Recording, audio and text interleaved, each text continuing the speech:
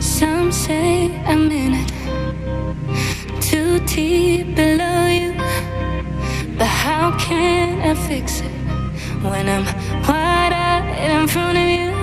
And I'm caught up within my head. No, without you in this empty bed. No, no, some say I'm in it, too deep below you.